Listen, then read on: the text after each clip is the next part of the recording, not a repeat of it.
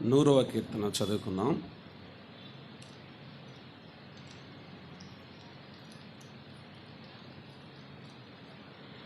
సమస్త దేశములారా, యెహోవాకు ఉత్సాహధ్వని చేయుడి, సంతోషముతో యెహోవాను సేవించుడి. ఉత్సాహ గానము చేయుచు ఆయన సన్నిధికి రండి. యెహోవాయే దేవుడని తెలిసికొనుడి. ఆయనే మనలను పుట్టించెను, మనము ఆయన వారము.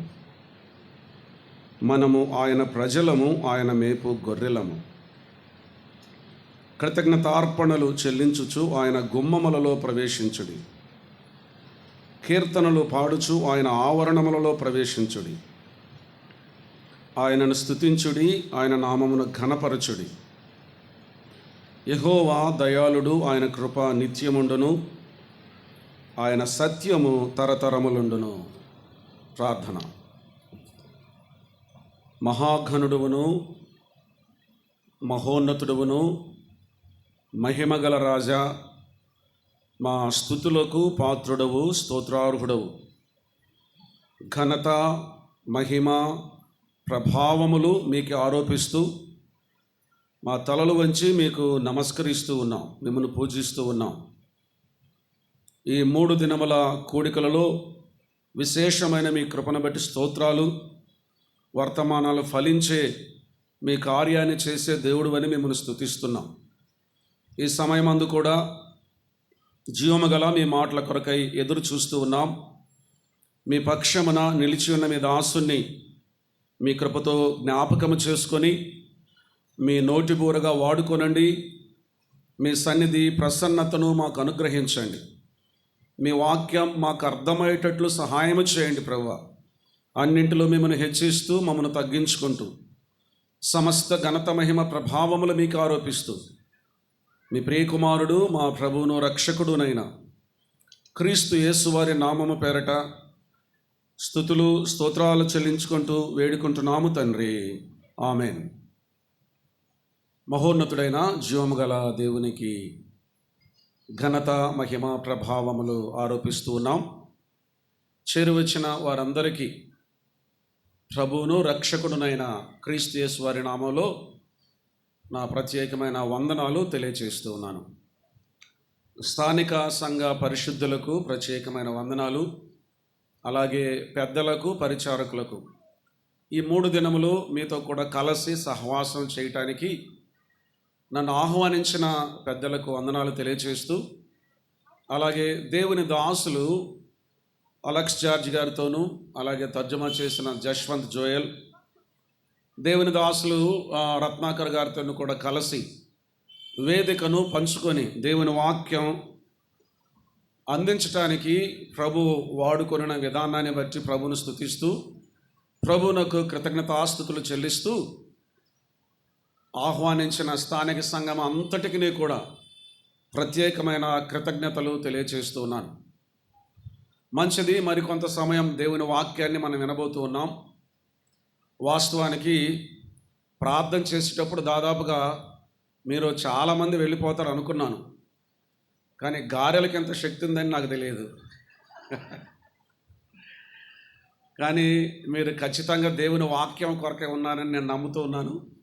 అందును బట్టి ప్రత్యేకమైన కృతజ్ఞతలు మీకు తెలియజేస్తూ ఉన్నాను. 100వ కీర్తన మనం ధ్యానం చేస్తూ ఉన్నాం. దైవ సన్నిధిని ప్రేమించిన కీర్తనాకారుడు, దైవ సన్నిధిని వ్యక్తిగతంగా ప్రేమించిన దావీదు, కుటుంబముగా కోరుకున్న దావీదు, సంఘముగా కోరుకున్న దావీదు. వ్యక్తిగతంగా దైవ సన్నిధిలో సమయాన్ని గడపాలి, నిష్ఠూరంగా కాదు, ఆనందంతో, సంతోషంతో. కుటుంబముగా దైవ సన్నిధిని ఆనందించాలి, సంఘముగా కూడా దైవ సన్నిధిని ఆనందించాలి. ఈ కీర్తనకారుని యొక్క ఈ ఉత్సాహానికి, సంతోషానికి, ఆనందానికి గల కారణాలు 3వ చరణంలో మనం చూస్తూ ఉన్నాం. ఆయన ఈ కీర్తన ఎలా ప్రారంభం చేశాడు? సమస్త దేశములారా. ఇది ప్రవచనం. భవిష్యత్తులో ప్రభువైన యేసుక్రీస్తు వారు ప్రతి ఒక్కరిని సువార్త పిలుపుతో పిలుస్తూ ఉన్నాడు, వారిని బాగు చేయటానికి. అలాగే 3వ చరణంలో కీర్తనాకారుడు దైవ సన్నిధిని సంతోషించటానికి కారణాలు చెప్తా ఉన్నాడు. 3వ చరణంలో 5 కారణాలు తెలియజేస్తూ ఉన్నాడు. 1, ఆయన దేవుడు. 2, ఆయన తండ్రి. 3, ఆయన యజమానుడు. 4, ఆయన రాజు. 5, ఆయన కాపరి. ఆయన దేవుడు, మనం ఆయన భక్తులం. భక్తి జీవితం మతం కాదు, కార్యక్రమాలు కాదు, మతం అసలు కానే కాదు. భక్తి, దైవభక్తిని గూర్చిన మర్మము బయలుపరచబడింది. దైవ భక్తిని గూర్చిన మర్మము ఒక వ్యక్తి. భక్తి ఒక వ్యక్తి, ఆయన ప్రభువైన యేసుక్రీస్తు వారు. కనుక క్రీస్తును గురించి కాదు, క్రీస్తును నేర్చుకోవటం, ఆయన సారూప్యములోనికి, పోలికలోనికి రూపాంతరం చెందటం, తద్వారా జీవము కలిగిన దేవుని తండ్రి యొక్క హృదయాన్ని, సంతోషాన్ని కలిగించటమే భక్తి జీవితం. అందుకే 16వ కీర్తన మనం చదువుదాం. భూమి మీదనున్న భక్తులే శ్రేష్ఠులు, వారు నాకు కేవలం ఇష్టులు. 2వదిగా మనం చూసాము, ఆయనే మనలను పుట్టించను. ఆయన మనలను పుట్టించాడు. ఆయన మనకు తండ్రి, మనం ఆయనకు పిల్లలం. ఒక్క మారు కాదు, 2 మారులు. 1, జన్మ ద్వారా మనం ఆయనకు పిల్లలము. 2, పునర్జన్మ ద్వారా మనం ఆయనకు పిల్లలము. పునర్జన్మ ద్వారా ఆయన రాజ్యానికి మనం వారసులము అయ్యాము. ఆ తదుపరి మరి యొక్క ధ్యానాన్ని కూడా మనం చూసాం. ఆయన మన తండ్రిగా, మనము ఆయన పిల్లలముగా, మనం కలిగి ఉన్న ఆధిక్యతలు, ఆశీర్వాదాలు, బాధ్యతలు మనం చూడగలిగాం. ఆయన తండ్రిగా, మనం ఆయన పిల్లలముగా 3 ఆధిక్యతలు మనం చూసాం. 1, కుమారత్వం యొక్క ఆధిక్యత. 2, పౌరత్వం యొక్క ఆధిక్యత. 3, వారసత్వం యొక్క ఆధిక్యత. ఆయన మన తండ్రి, మనం ఆయన పిల్లలం. కుమారత్వాన్ని ఇచ్చాడు, పరలోక పౌరత్వాన్ని ఇచ్చాడు, వారసత్వాన్ని కూడా ఇచ్చాడు. 2వదిగా ఆయన మన తండ్రి, మనం ఆయన పిల్లలముగా 3 ఆశీర్వాదాలు మనం చూసాం. ఆయన మనకు తన వాక్యాన్ని ఇచ్చాడు, అతి శ్రేష్టమైన ఇవి. ఆయన తన ప్రేమను మన హృదయాలకు కృమ్మరించాడు. ఆయన ఐక్యతను మనకు అనుగ్రహించాడు. ఇవి ఆశీర్వాదాలు. మన బాధ్యతలను మనం జ్ఞాపకం చేసుకున్నాం. ప్రభువైన యేసుక్రీస్తు వారు ఇలాగూ ప్రార్థన చేశాడు. యాజకత్వపు ప్రార్థనలో యోహాను వ్రాసిన సువార్త 17వ అధ్యాయంలో ఇలాగ ప్రార్థించాడు. ఏమని ప్రార్థించాడు అంటే, తండ్రి, నీ చిత్తమును నెరవేర్చి నేను నిన్ను మహిమపరచి ఉన్నాను. ఆయనే మనకు మాదిరి దైవ చిత్తాన్ని నెరవేర్చాడు, తండ్రిని మహిమపరిచాడు. ఆయన శరీరధారిగా భూకి దిగి వచ్చింది తండ్రి చిత్తాన్ని నెరవేర్చడానికి, తద్వారా దేవుని మహిమపరచడానికి. ప్రభువైన యేసుక్రీస్తు వారు అత్యధికంగా దేవునిని ఎక్కడ మహిమపరిచాడు? సిలువలో మహిమపరిచాడు. ఆయన మరణములో ప్రభువైన యేసుక్రీస్తు వారు మహోన్నతుడైన దేవునిని మహిమపరిచాడు. ఇలాగ మనం చెప్పుకోవచ్చు, మరణము వరకు దేవుని చిత్తాన్ని నెరవేర్చాడు. మార్కు రాసిన సువార్త 7వ అధ్యాయంలో మనం చదువుతాం, ఆయన సమస్తమును బాగుగా చేసి ఉన్నాడు. యోహాను రాసిన సువార్త 5వ అధ్యాయంలో మనం చదువుతాం, నా అంతట నేను ఏమీ చేయను, నా తండ్రి చిత్త ప్రకారమే చేయగోరుదును. యోహాను రాసిన సువార్త 4వ అధ్యాయంలో మనం చదువుతాం, నా తండ్రి చిత్తాన్ని నెరవేర్చుటే నాకు భోజనము పానము. ప్రభువైన యేసుక్రీస్తు వారు ఈ భూమి మీద తండ్రి చిత్తాన్ని నెరవేర్చాడు, తద్వారా తండ్రిని మహిమపరిచాడు. మన బాధ్యత కూడా అదే. ఇన్ని ఆధిక్యతలు దయచేసి, ఇన్ని ఆశీర్వాదాలు అనుగ్రహించిన మన తండ్రి అలా మనము కలిగి ఉండవలసిన వైఖరి మన జీవితంలో ఆయన చిత్తాన్ని నెరవేర్చాం. తినటం, త్రాగటం, సంపాదించుకోవటం, లేకపోతే ఈ లోకంలో అటు ఇటు తిరుగుతాం, అన్నీ మనం చేస్తున్నాం. కానీ ఎన్నడైనా ప్రభుని అడిగావా, ప్రభువా నా జీవితంలో నీ చిత్తం ఏమిటి? ఎన్నడైనా అడిగారా? మన జీవితాల్లో ఆయన చిత్తాన్ని ఎరిగి ప్రవర్తించాలి. అది మన బాధ్యత. ఎప్పుడైతే ఆయన చిత్తాన్ని ఎరిగి మనం ప్రవర్తిస్తామో అప్పుడు మనం ఆయనను మహిమపరుస్తాము. మనకివ్వబడిన బాధ్యత, ఆయన తండ్రిగా మనం ఆయన పిల్లలముగా ఆయన చిత్తాన్ని నెరవేర్చాలి, ఆయనను మహిమపరచాలి. అనేక మంది భక్తులు ఆయనను తమ జీవితాల్లో మహిమపరిచారు. జాన్ హోప్ అనే ఒక దైవజనుడు ఉన్నాడు, ఒక సువార్థికుడు. ఆ సువార్థికుని పట్టుకొని సువార్త చెప్తున్నాడని కట్టేసి పచ్చి కట్టెలతో కాల్చారు. ఎండు కట్టెలతో అయితే త్వరగా కాలిపోతాడు, చనిపోతాడని, చిత్రవద అనుభవించాలని, క్షణక్షణం బాధ అనుభవిస్తూ చావాలని పచ్చి కట్టెలతో కాల్చారు. జాన్ హోప్ కాలిపోతూ శరీరం అంతా ఉబ్బిపోయి, కాళ్ళకు చేతులకున్న వ్రేళ్ళు ఉబ్బి చిట్లిపోయి, రక్తము చీము కారుతూ ఉంటే స్తుతి కీర్తనలు పాడుతూ ప్రాణం పెట్టాడంట.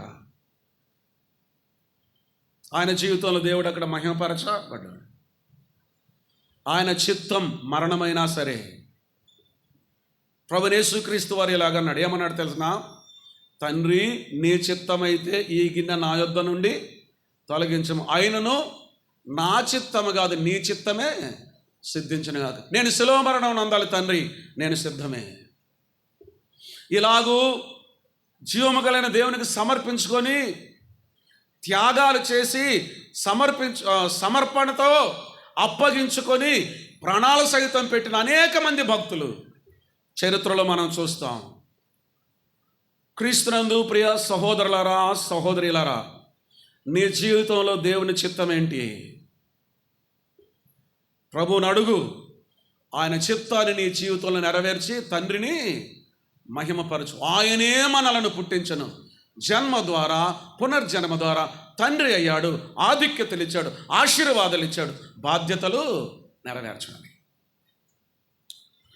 ఆ కీర్తనకారుని యొక్క సంతోషానికి గల మరొక కారణం మనం జ్ఞాపకం చేయబడ్డాం. మూడో విషయాన్ని కేవలం ఊరికి అలా జ్ఞాపకం చేసుకొని ముగించుకుందాం. అంత వివరించడానికి సమయం లేదు. సంగ్రహం లాగా, అవుట్లైన్ లాగా ఊరిక నేను మీకు అలాగ చెప్తాను. ఆ తర్వాత మీరు వ్యక్తిగతంగా ధ్యానం చేసుకోండి. త్వరగా ముగిస్తాను, లేకపోతే గారెలు ఆరిపోతాయి. వేడివేడిగా తింటే బాగుంటాయి. ఆయనే మనలను పుట్టించాను.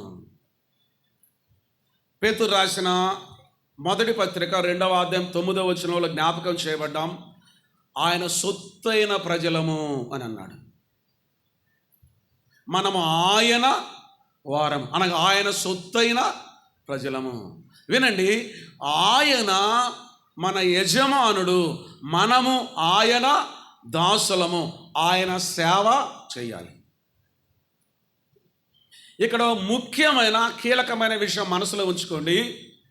ప్రస్తుతము మనం ఉన్నటువంటి కాలము సంఘకాలము. ఇప్పుడు జరుగుతున్న పరిచర్య ఏదైతే ఉందో సంఘములో జరగాలి, సంఘము ద్వారా జరగాలి. ఎఫెసీయులకు రాసిన పత్రికలో 3వ అధ్యాయం చివరి భాగంలో ఇలాగంటాడు. ఇంకా రెఫరెన్సులు తీయం, చెప్పుకుంటూ వెళతాం, టూకీగా చెప్తాను. మనం అడుగు వాటన్నిటికంటేను, ఊహించు వాటన్నిటికంటేను అత్యధికముగా చేయ శక్తి గల దేవునికి యేసుక్రీస్తు వలన యుగయుగములు తరతరములు సంఘములో మహిమ కలుగును. ఆయనకు మహిమ ఎక్కడా? సంఘములో. మన బాధ్యత ఏంటి? ఆయన చిత్తాన్ని నెరవేర్చి ఆయనను మహిమపరచాలా. ఆయనకు మహిమ ఎక్కడ కలుగుతుంది? తరతరములు యుగయుగములు సంఘములో ఆయనకు మహిమ కలుగును. మన పరిచర్య సంఘములో, మన పరిచర్య సంఘము ద్వారా. ఒక రక్షింపబడిన వ్యక్తి ఎవరు కూడా సంఘానికి సంబంధం లేకుండా ఉండకూడదు. సంబంధానికి సంబంధం లేని సేవ లేదు. కారణం ఏంటి తెలిసిన? ఇది సంఘకాలం. మరొక ముఖ్యమైన విషయం ఏంటి తెలిసిన? ప్రభు అయిన యేసుక్రీస్తు వారు సంఘము కొరకు తన ప్రాణాన్ని పెట్టాడు. ఆయన దృష్టిలో అత్యంత విలువైనది, ఆయన దృష్టికి అత్యంత ప్రియమైనది, ఆయన అత్యంత ఎక్కువగా గౌరవించేది సంఘం. మత్తయి అపోస్తులు 20:28 దేవుడు స్వరక్తమిచ్చి సంపాదించిన తన సంఘమును కాయుటకు పరిశుద్ధాత్మ దేని యందు మిమ్మల్ని అధ్యక్షులనుగా నియమించును. ఆ యావత్తు మందను గూర్చి మీ మట్టుకు మిమ్మల్ని గూర్చి జాగ్రత్త కలిగి ఉండి. మన మనసులో ఉండాల్సిన మాట, దేవుడు స్వరక్తమిచ్చి సంపాదించిన సంఘం, ఆ సంఘములో పరిచర్య, ఆ సంఘము ద్వారా పరిచర్య. వినండి, ఒక స్థానిక సంఘంలో కృపావరము లేని వ్యక్తి ఎవ్వరు కూడా ఉండడు. క్రీస్తు రక్తము చేత విమోచింపబడి ఒక స్థానిక సంఘములో చేర్చబడిన ప్రతి విశ్వాసి కృపావరము, ఆత్మవరము కలిగి ఉంటాడు. ఉదాహరణ, పనిలేని అవయవము మన శరీరంలో ఒక్కటి కూడా లేదు. సంఘము శరీరముతో పోల్చబడింది. పనిలేని అవయవము శరీరములో లేనట్లుగా పనిలేని విశ్వాసి సంఘములో ఉండడు. ప్రతి ఒక్కరికి కృపావరము ఇవ్వబడుతుంది. ఆ కృపావరాన్ని సంఘము ద్వారా అభ్యాసం చేయటం. ఆయన మన యజమానుడు, మనం ఆయన దాసులం, ఆయన సేవ చెయ్యాలి. సంఘానికి వేరుగా ఏమీ ఇప్పుడు ప్రస్తుత కాలంలో లేదు. మరొక విషయాన్ని కూడా నేను చెప్తున్నాను, వినండి. సంఘానికి ప్రత్యామ్నాయము లేదు, గుర్తుపెట్టుకోండి. అంటే సంఘానికి బదులు లేదు. సంఘం యొక్క స్థానాన్ని పూరించేది మరేది కూడా లేదు. సార్వత్రిక సంఘం, స్థానిక సంఘం. సార్వత్రిక సంఘం దేవునికే ఎరుక, స్థానిక సంఘంలో నిలిచి పనిచేస్తూ స్థానిక సంఘం ద్వారా పనిచేయాలి. ఈ మాట జాగ్రత్తగా గమనించండి. స్థానిక సంఘంలో నిలిచి స్థానిక సంఘం ద్వారా ఎలా పనిచేయాలి? సంఖ్యాకాండం 8వ అధ్యాయం 25వ వచనం, సంఖ్యాకాండం 4వ అధ్యాయం 34-35 వచనాలు. నేను ఒక విషయం చెప్తానులేండి. లేవీయులు ప్రత్యక్ష గుడారమున పని చేయాలి, పరిచర్య చేయాలి.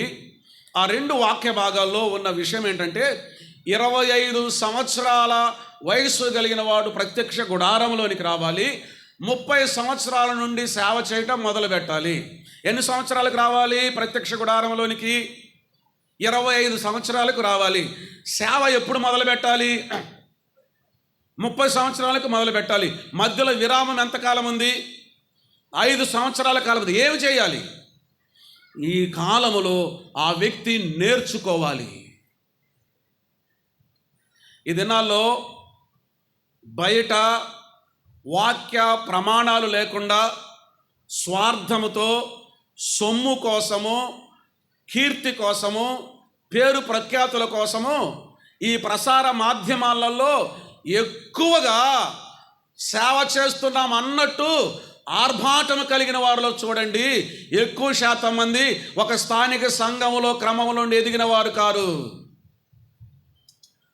రక్షింపబడగానే స్వంత సేవ ఒకటి ఏర్పాటు చేసుకొని, స్వంత పేరు ఒకటి పెట్టుకొని, స్వంత సొమ్ము కోసము, స్వంత మహిమ కోసం పనిచేస్తున్నారు. నేర్చుకున్న అనుభవం లేదు. మనం ఒక మాట చూసాము, క్రీస్తును నేర్చుకోవాలి అని. సంఘములో నేర్చుకుంటూ ఏం చేయాలి? పని చేయాలి. ఆయన మన యజమానుడు, మనం ఆయన దాసులము. ఆయన సేవ చేయాలి. 1-2 వచనాలు మాత్రం మనం చదువుదాం.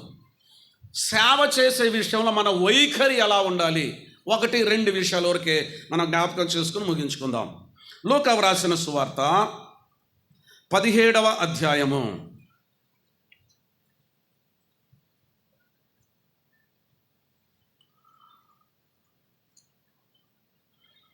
వాక్యం అంతా చదవటానికి మనకు సమయం లేదు. 10వ వచనాన్ని మాత్రం చదువుతున్నాను చూడండి. వచనం 10, లోకా 17:10. అటువలే మీరును మీకు ఆజ్ఞాపింపబడినవన్నీ చేసిన తరువాత మేము నిష్ప్రయోజకులమైన దాసులము, మేము చేయవలసినవే చేసి ఉన్నామని చెప్పుడైనను. ఉన్నారా మీరు ఇక్కడ? అటువలే మీకు ఆజ్ఞాపింపబడినవన్నీ చేసిన తర్వాత, అంత అయిపోయిన తర్వాత ఏమనాలంటే ఈ దాసులు, మేము నిష్ప్రయోజకులమైన దాసులము, మేము చేయవలసినదే చేసాము అని చెప్పాలి. వినండి, ఈ మాట ఎవరు చెప్పారు? ప్రభువైన యేసుక్రీస్తు వారు చెప్పాడు. ఈ మాట ఎవరికి చెప్పాడు? శిష్యులకు చెప్పాడు. శిష్యులు సేవ చేయబోతూ ఉన్నారు. ఒక్క యోహాను గారు మాత్రం తప్ప మిగిలిన శిష్యులందరూ కూడా ప్రభు కోసం హతసాక్షులయ్యారు. ఆ సంగతి ప్రభువునకు స్పష్టంగా తెలుసు. ప్రభు వారితో చెప్తున్న మాట ఏంటి? వారి విన్నపం ఏంటి? మా విశ్వాసాన్ని అభివృద్ధిపరచమని. కనుక ప్రభు వారికి చెప్తున్న మాట ఏంటి? మీకు ఆజ్ఞాపించినవన్నీ చేసిన తర్వాత తుదకు హతసాక్షులైనా సరే, మరణమైనా సరే మీ వైఖరి ఎలా ఉండాలి? మేము నిష్ప్రయోజకులమైన దాసు, మేము చేయవలసినదే చేశాము. అంటే వారి వైఖరి ఎలా ఉండదంటే, ప్రభువా పేరు కాదు, గొప్పతనం కాదు, ప్రఖ్యాతి కాదు, నీ సేవ చేయటమే మాకు భాగ్యం. మరొక విషయాన్ని నేను మీదట ఉంచాలనుకుంటున్నాను. ఒక సంఘములో యజమానులు ఎవ్వరు ఉండరు, అందరూ పనివారే. సంఘానికి యజమానుడు ఎవరు చెప్పండి? ప్రభువైన యేసుక్రీస్తు వారు. శిరస్సు ఎవరు చెప్పండి? ప్రభువైన యేసుక్రీస్తు వారు. అధికారి ఎవరు చెప్పండి? ప్రభువైన యేసుక్రీస్తు వారి. మనందరం ఎవరు చెప్పండి? పనివారము. మనము పనివారమే కానీ యజమానులము కాదు. కనుక సంఘంలో పనివారి వలె ప్రవర్తించాలి, అప్పగింపబడిన పని చేయాలి, యజమానులలాగా ప్రవర్తించకూడదు. ఇదన్నాలో సంఘాలకు యజమానులు తయారయ్యారు. ఎంత విచారకరమైన విషయం. రక్తం ఇచ్చింది, సంపాదించింది, పరిచర్యలో వాడుకునేది, సంఘాన్ని కట్టేది, ఆత్మలను చేర్చేది ఎవరు? ప్రభువే. వీటన్నిటికీ వచనాలు స్పష్టంగా ఉన్నాయి దేవుని వాక్యంలో, సమలెత్తియను. కానీ ఇక్కడ ఫోజు కొట్టేది ఎవరు? మనం పనివారమే కానీ యజమానులం కాదు. చివరకు ప్రభు కోసం ప్రాణాలు పెట్టినా, మరణం అయిపోయినా కానీ ప్రభు ఏమంటున్నాడు? మేము నిష్ప్రయోజకులమైన దాసులు, మేము చేయవలసినదే చేసి. వినండి. కానీ ఈ మాట నేను మీకు చెప్పాలనుకుంటున్నాను. మన పని వ్యర్థం కాదు, వృధా కాదు. కోట్ల కొలది పరిశుద్ధులు ఎదుట ప్రభు నీకు బహుమానము ఇస్తాడు. తెస్సలోనికైకు పత్రిక రాస్తూ పౌలు గారు ఏమన్నాడు తెలిసిన? మా ఆనందమైనను మా అతిశయ కిరీటమైనను ప్రభు రాకడయందు మీరే కదా అన్నాడు. ఎక్కడా నీ కిరీటం? ఎప్పుడు నీ కిరీటం? విన్నారు ఈ మాట? పౌలు గారు చాలా స్పష్టంగా చెప్పాడు. ఇప్పుడేం చెప్పలేదు. ఎప్పుడేం చెప్పాడు? ప్రభు రాకడా, ప్రభు వచ్చినప్పుడు మన ఆనందము, మన అతిశయ. ప్రభు కోట్ల కొలది పరిశుద్ధులు ఎదుట నీ తలెత్తి నీకు కిరీటం, బహుమానం ఇచ్చినప్పుడు ఆ మహిమ చెప్పనశక్యమైనది. కనుక ఈ భూమి మీద, ఈ లోకంలో, ఒక స్థానిక సంఘంలో మనం జీవించి ఉన్నంతకాలం దీనులమై పనివారముగా యజమానుని క్రింద, ఆయన అధికారం క్రింద ఆయనకు లోబడి పని చేయాలి. మనం పనివారమే కానీ యజమానులము కాదు. యజమానుడు ఎవరు? ప్రభు అయిన యేసుక్రీస్తు వారు. ఇంకో మాట చెప్తున్నాను వినండి. అందుకే ప్రభు అన్నాడు, మరలా జ్ఞాపకం చేస్తున్నాను, మీరు అంతా చేయండి, నేను చెప్పింది అంతా మీరు చేయండి. చేసిన తర్వాత కూడా మీరేం చెప్పాలి? తుదకు ప్రాణం పెట్టిన ప్రభుతో కూడా తిరిగి లేస్తా. ఏం చేయాలి? దేవా, ప్రభువా, ఏమాత్రం యోగ్యత లేని, అర్హత లేని అనర్హుడనైన నన్ను జగత్తు పునాది వేయబడక మునిపే ప్రణాళికలో ఉంచి, క్రీస్తు రక్తం చేత విమోచించి, మీ ఆత్మ చేత ముద్రించి, సంఘములో చేర్చి, మీ చిత్త ప్రకారం నాకు ఒక పని అప్పగించావు ప్రభు. అదే నాకు భాగ్యం, అదే నాకు ధన్యత. నమ్మకంగా చేసే కృపను దయచేయండి. క్రీస్తు న్యాయపీఠం ఎదుట నీ నమ్మకత్వానికి బహుమానం ఉంటుంది. ఏమంటారు తెలిసిన? భలా నమ్మకమైన మంచి దాసుడా. ఎక్కడ చెప్పండి?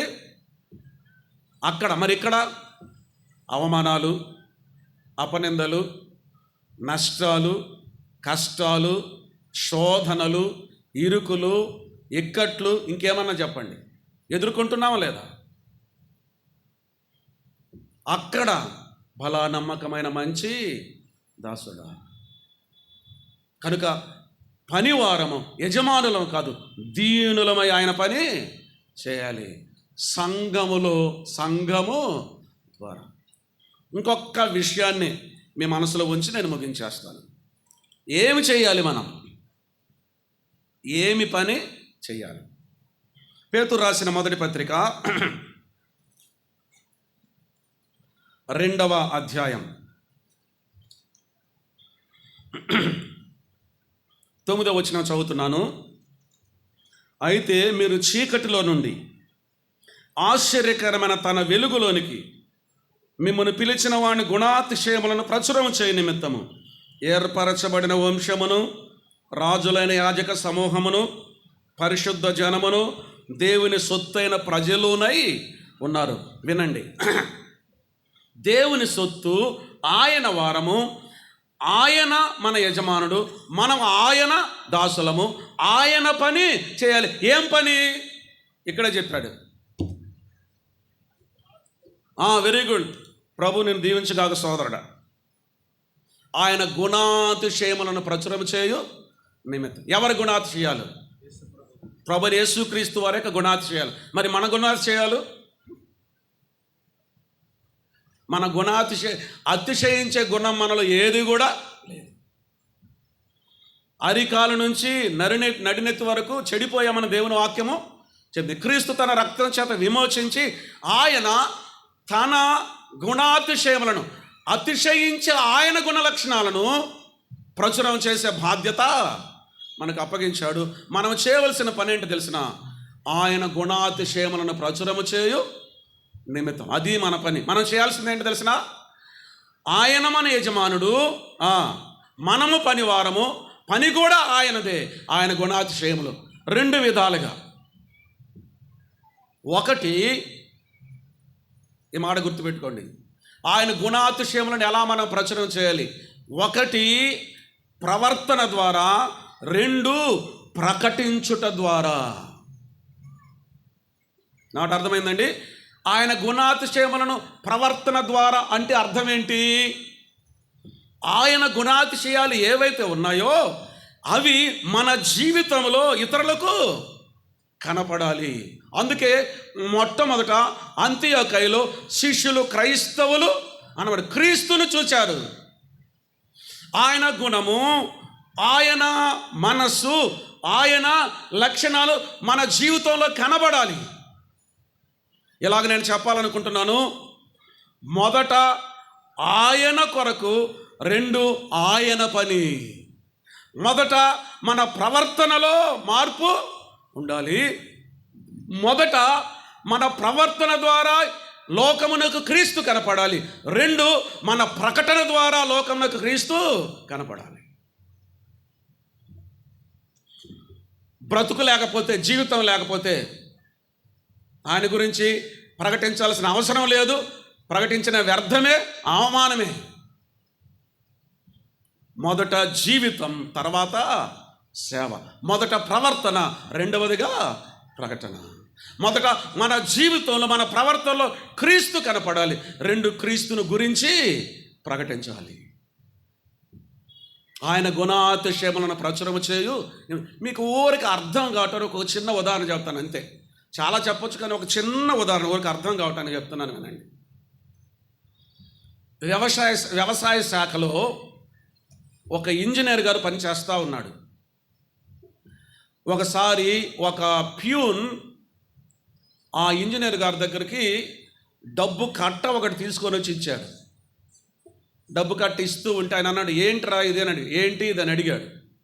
అప్పుడు ఆయన అన్నాడు, సార్ కాంట్రాక్టర్ ఇచ్చాడు, అందరికి ఇచ్చాడు, ఎవరి భాగం వాళ్ళు పంచుకున్నారు, ఇది మీ భాగం సార్ అన్నాడు. ఏంటి భాగం అన్నాడు. అదే సార్ కాంట్రాక్ట్ ఇచ్చాం కదా, మీ భాగం, మీ లంచం. ఆయన అన్నాడు, ఆ ఇంజనీర్ గారు అన్నాడు, నేను యేసు ప్రభువుని నమ్ముకున్నాను, నేను దానిని తీసుకోకూడదు, వెనక్కి తీసుకెళ్ళు అని అన్నాడు. అప్పుడు ఆ ప్యూను చాలా ఆశ్చర్యపడు, సార్ డబ్బులు ఎవరికి చేదు సార్, నేను చాలా కష్టాల్లో ఉన్నాను, చాలా ఆర్థిక ఇబ్బందుల్లో ఉన్నాను, ఒకవేళ మీరు కాదనుకుంటే సరేలేండి, మీరు తీసుకున్న తర్వాత నాకన్నా ఇవ్వండి సార్, నేను చాలా కష్టాల్లో ఉన్నాను అన్నాడట. అప్పుడు ఆ ఇంజనీర్ గారు అన్నారంట, నేను యేసు ప్రభువుని నమ్ముకున్నాను, ముట్టను. ఇప్పుడు ప్రశ్న ఏమిటంటే, ఆ ఇంజనీర్ గారు ఆ ప్యూనుకు సువార్త చెప్పాడు అనుకో, వింటాడా విండా? అమ్మా వినిపిస్తుందా నీకు? వింటాడా విండా? వింటాడు. ఒకవేళ లంచం తీసుకొని సువార్త చెప్తే ఏమంటాడు? అది తీసుకొని యేసు ప్రభువుని నమ్ముకోవడం అన్నాడు అనుకో, ఏమంటాడు ఆయన? ఓ అండి సార్ మీ బాబు చెప్పిండ్రు కానీ పైకి అనకపోయిన లోపల అనుకుంటాడు. మొదట జీవితం, తర్వాత సేవ, మొదట ప్రవర్తన, తర్వాత ప్రకటన. ఆయన గుణాతిశయములను ప్రచురం చేయు నిమిత్తం. ఆయన మన దేవుడు, మనం ఆయన భక్తులం. ఆయన మన తండ్రి, మనం ఆయన పిల్లలం. ఆయన మన యజమానుడు, మనం ఆయన దాసులం. ఆయన ఇంకా 2 మిగిలిపోయాయి, మన రాజు, మనం ఆయన ప్రజలము. ఇంకొకటి, ఆయన మన కాపరి, మనం ఆయన గొర్రెలము. దేవునిగా, దేవుని ఎడల భక్తి జీవితాన్ని మనం అభ్యాసం చేయాలి. తండ్రిగా జన్మ పునర్జన్మ పొందిన వారముగా ఆధిక్యతలు కలిగి ఆశీర్వాదాలు అనుభవిస్తూ ఆయన చిత్తాన్ని నెరవేర్చి ఆయనను మహిమపరచాలి.